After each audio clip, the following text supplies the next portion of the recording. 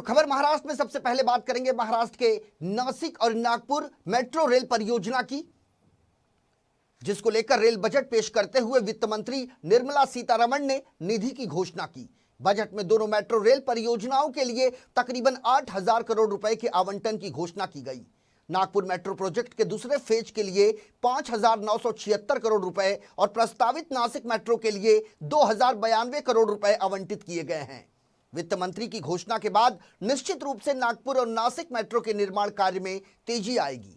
वित्त मंत्री ने बजट भाषण में देश के तमाम शहरों में मेट्रो रेल नेटवर्क और बस सेवाओं के विस्तार करने का ऐलान किया। वहीं महाराष्ट्र के पूर्व मुख्यमंत्री देवेंद्र फडणवीस ने वित्त मंत्री निर्मला सीतारमण के ऐलान के बाद खुशी जाहिर की है। देवेंद्र फडणवीस ने अपने कार्यकाल के दौरान नासिक में नियो मेट्रो प्रोजेक्ट का प्रस्ताव केंद्र सरकार के पास भेजा था। आपको बता दें कि यह मेट्रो ट्रेन अन्य मेट्रो की तरह ट्रैक पर नहीं बल्कि रबर टायर पर चलेगी और इसमें परंपरागत मेट्रो की लागत से 40% कम खर्च आएगा।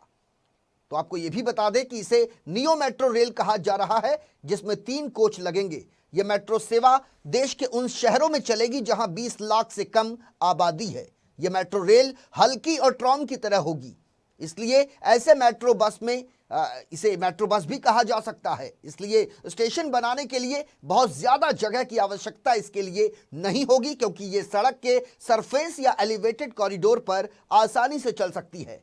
महाराष्ट्र में विपक्ष के नेता देवेंद्र फडणवीस ने कहा कि यह बेहद खुशी की बात है कि केंद्र सरकार ने प्रोजेक्ट को स्वीकार करने के साथ साथ बजट में नासिक मेट्रो के लिए 2,092 करोड़ रुपए की निधि का प्रस्ताव पास किया है। वहीं नागपुर मेट्रो रेल के लिए 5,996 करोड़ का प्रावधान किया गया है। नासिक मेट्रो के लिए नासिक मेट्रो का एक नया प्रोजेक्ट नियो मेट्रो के नाम से हमने केंद्र सरकार को भेजा था। एक नई परिकल्पना थी, जिन शहरों में उनकी जनसंख्या के अनुपात में मेट्रो फिजिबल नहीं होती, उनके लिए एक नए प्रकार की मेट्रो को हमने कंसीव करके केंद्र सरकार को भेजा था। केंद्र सरकार ने न सिर्फ उसको स्वीकारा बल्कि उसको एक नेशनल मॉडल के रूप में अडॉप्ट किया और नासिक के लिए पैसा भी दिया। उसके साथ साथ नागपुर के फेज 2 को भी पैसा दिया।